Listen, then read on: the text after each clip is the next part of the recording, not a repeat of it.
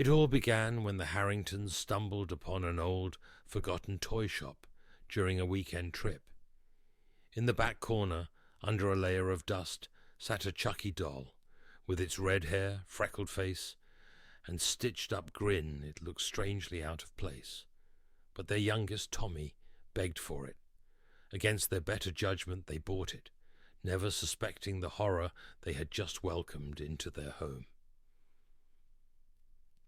That night, as the family slept, the house settled into an eerie silence.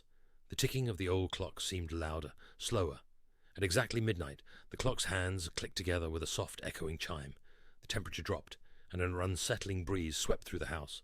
Even though no windows were open, Tommy's room was pitch dark, save for a sliver of moonlight casting long shadows across the floor. Suddenly, the Chucky doll, which had been propped up innocently on the shelf, moved.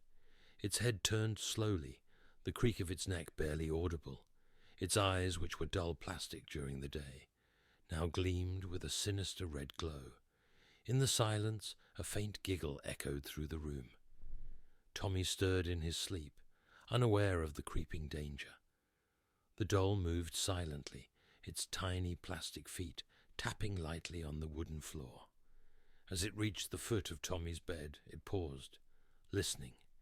Then, with terrifying speed, it leapt onto the bed.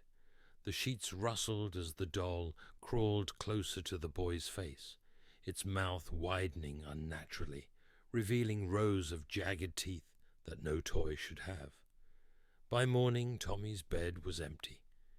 His parents searched frantically, but there was no sign of him, just the Chucky doll, sitting innocently on the bed, its red hair slightly disheveled, a faint red stain on its plastic lips. The following night, the house was heavy with dread. The remaining Harringtons locked every door, but they could feel something watching, something hungry. At midnight, the house groaned, and the air turned icy. A muffled scream echoed through the hallways. They ran to the living room, only to find an empty couch and the Chucky doll, now sitting in the corner, its plastic smile wide, eyes glowing brighter than before.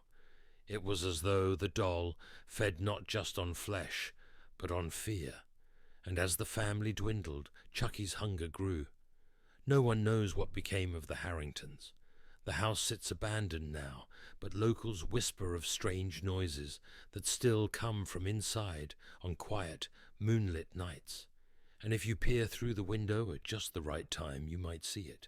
The Chucky doll, waiting, smiling, hungry,